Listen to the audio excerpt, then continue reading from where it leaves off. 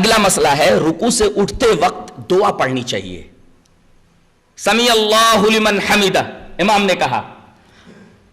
مخالف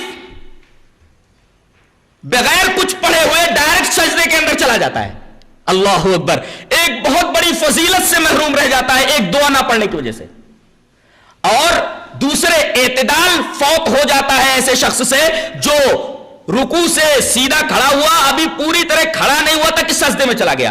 ایک تو اعتدال ختم ہو گیا, اعتدال جو ضروری تھا نماز میں اس سے وہ محروم رہ گیا, اور دوسرے ایک دعا سے محروم ہو گیا. دعا کیسی ہے وہ دیکھتے ہیں ذرا. ان رفاعت ابن رافع الزرقی قال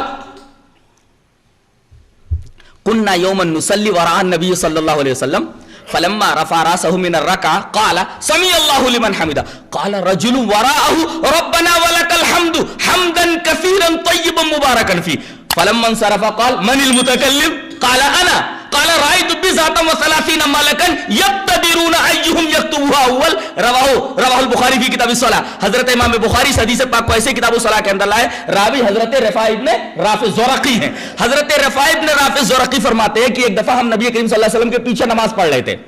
آپ نے جب رکوع سے سر اٹھایا تو کہا سمی اللہ لمن حمدہ. پیچھے ایک آدمی تھا. قال رجل وراءہ, ایک آدمی پیچھے تھا, بولا ربنا ولک الحمد. کیا؟ ربنا ولک الحمد حمدا کثیرا طیبا مبارکا فی. جب نماز ختم ہوئی فلما انصرف, جب آپ نے سلام پھیرا تو پوچھا من المتکلم, یہ بولنے والا کون تھا؟ قال انا, وہ آدمی بولا کہ اللہ کے رسول میں نے یہ کلمات کہے. قال رسول اللہ صلی اللہ علیہ وسلم فرمایا ارے کیسے کلمات تیری زبان سے نکلے ہیں؟ رأیت بضعة وثلاثین ملکا, میں نے دیکھا کہ 30 سے زائد فرشتے سبقت لے جا رہے ہیں کہ کون سب سے پہلے ان کلمات کو لکھتا ہے. گویا کہ یہ بڑے پیارے کلمات ہیں. رکوع کے بعد ان کلمات کو پڑھا جائے. ربنا ولک الحمد حمدا کثیرا طیبا مبارکا فیہ. آدمی سجدے میں گیا, سجدے سے اٹھنے کے بعد ابھی سیدھا بیٹھا نہیں کہ فوراً دوسرے سجدے میں چلا گیا. اللہ تبارک و تعالی نے یہاں اس آدمی سے بھی ایک دعا کی توفیق چھین لی ہے. نبی کریم صلی اللہ علیہ وسلم سے ایک اور دعا ثابت ہے دو سجدوں کے درمیان, جیسے رکوع سے اٹھتے وقت یہ پیاری دعا نبی کریم صلی اللہ علیہ وسلم سے ثابت ہے.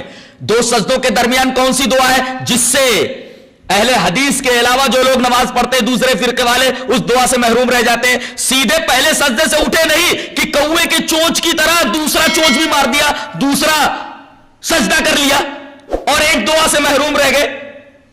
وہ دعا کون سی ہے؟ روایت اس طرح ہے. وعن ابن عباس رضی اللہ تعالی عنہما ان النبی صلی اللہ علیہ وسلم کان یقول بین السجدتین اللہم اغفر لی وارحمنی وعافنی واہدنی وارزقنی. روایت صحیح ہے اور رواہ ابو داؤد فی کتاب الصلاۃ. حضرت امام ابی داؤد اس حدیث پاک کو کتاب الصلاۃ کے اندر لائے ہیں. حضرت ابن عباس فرماتے ہیں کہ رسول اللہ صلی اللہ علیہ وسلم دونوں سجدوں کے درمیان کہا کرتے تھے. یہ کہا کرتے تھے استمرار کے لیے, زندگی بھر آپ نے ہر نماز میں یہ دعا پڑھی ہے دو سجدوں کے درمیان. کیا؟ اللہم اغفر لی وارحمنی وعافنی واہدنی وارزقنی. اسی ترتیب کے ساتھ الفاظ ہیں. مخالف جتنے بھی گروہ ہیں جو اپنے آپ کو مسلمان کہتے ہیں, نماز پڑھتے ہیں, اس دعا سے محروم رہتے ہیں. سجدے سے پہلے سر اٹھاتے ہیں اور فوراً ہی کچھ پڑھے ہوئے اس حدیث اور اس دعا کو پڑھے بغیر فوراً سجدے میں چلے جاتے ہیں. کتنی بڑی دعا سے محروم ہو گئے. دعا کا ترجمہ کیا ہے؟